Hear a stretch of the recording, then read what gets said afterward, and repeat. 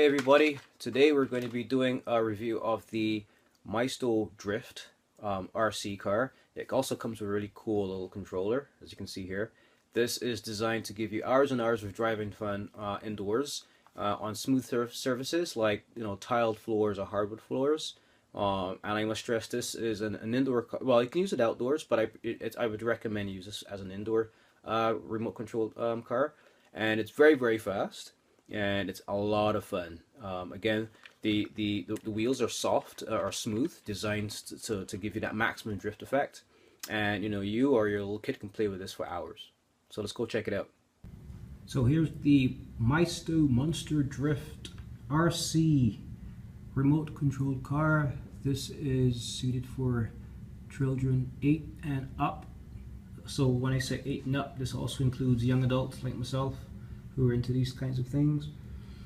This is a 49 megahertz model, so it works at a frequency of 49 megahertz, and it's designed for drifting. It takes about 6 AAA batteries, so there's 2 AAA batteries that go into the controller and 4 that go into the car itself. So let's go ahead and look at this car in a bit more detail. What I want to do is show you how to put the batteries in it, because it's not a straightforward thing. I also want to show you the whole road test. Well, in this case, living room floor drift test. And if you want to get your hands on one of these, if you love it, and I'm sure you will, there's a link at the bottom of this video as well where you can get one of these at Amazon.com. Okay guys, so let's delve into the Maisto Monster Drift RC car. So here we have the Maisto Monster Drift remote controlled car and controller. So what I'm going to do is show you how easy it is to change the batteries in this thing. It's a cool little toy. As I said, it's pretty fast, and you will shortly see how well it performs on my living room floor. So first off, the way to get to the batteries, in some systems you think you can just get at the batteries from opening a slot here, but this is not the case. All you see here is just the on-off switch, right? To get to, well, before you get to that, so you have the on-off switch here, and then you can adjust the steering, like make sure it's aligned, and you want your car to go straight as possible, you can adjust it here. What you do, you have to pull off the top of this. So what I normally do is hold the front wheels, pull like that, and then the top comes off like so, and then be careful just to pull through the wire for the antenna, because you don't want that to pop off. So that's the top, right? And here's the base unit, and there are 4 AAA batteries, 2 on each side, here and here, and does have a bit of weight to it, but it's so small and compact. It's I believe the power to weight ratio is pretty good, and that explains the speed and drifts so easily. Anyway, so as you can see there, the batteries are enclosed, so you really have to work to get at the batteries. So first observation, this is good for children, because it's not easy for kids to get access to the batteries. So if you're concerned about that, this is a good feature. So if you have a flathead screwdriver, I have one here. Let's get access to the flathead piece. Oh, here. What you simply do is right here, turn counterclockwise. Unscrew it on both ends, these little screws here, and then you can just finish unscrew with your fingers, and then these actually unclip. So there's a clip on this side, so if you want to, you can just unclip it like that, and it comes out. See? Actually, you can just pull this off, to be honest, and there you go. Here are your batteries. And I thought I should do a video showing how you can get access to the batteries, because of my personal experience with this. When I first got it, I was so excited to throw the batteries in it and get it running that I'm like, how the hell do I get at these batteries? So I'll be honest guys, I did not read the instruction manual like most guys out there, so it took me like 15 minutes to work it out. But here you can see, so of course here's the drivetrain, and another observation, it's all-wheel drive as you can see,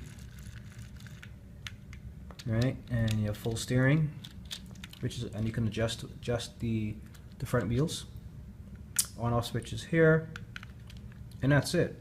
Very simple, compact little toy. So let's put it back up together, and I'll quickly look at the controller. The controller is very straightforward as well. It's not rocket science.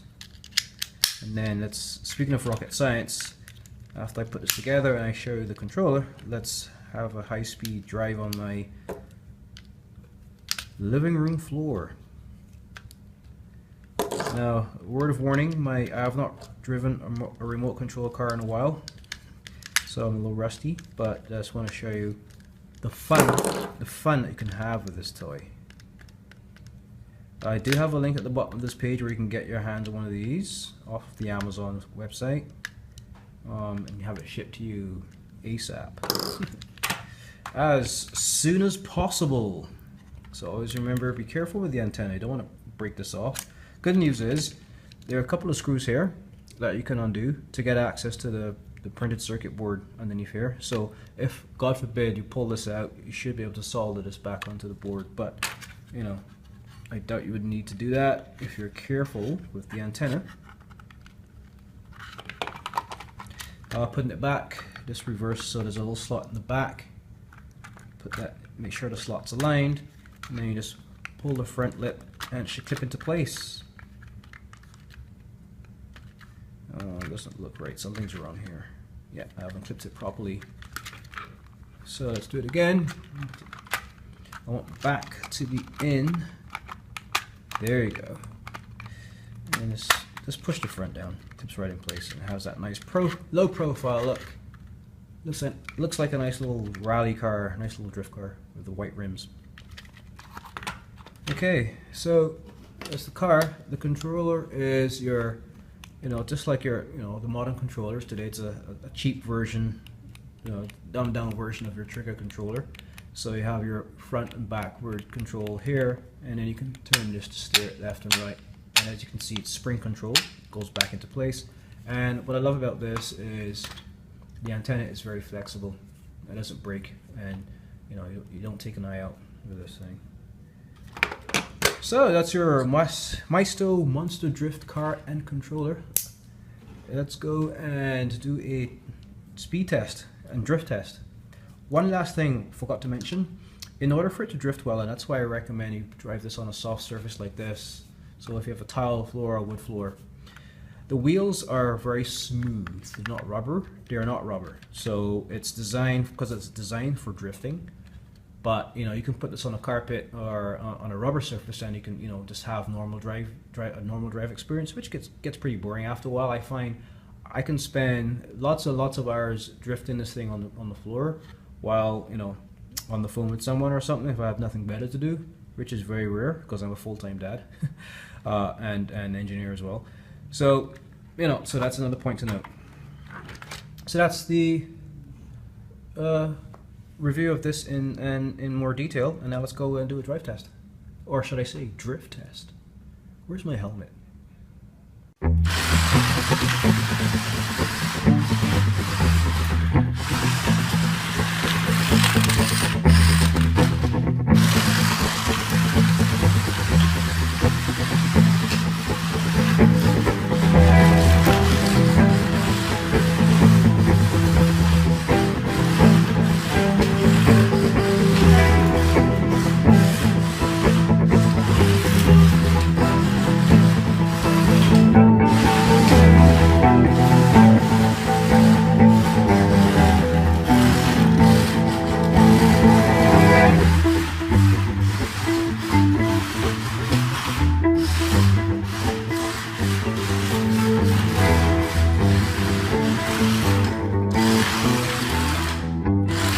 you.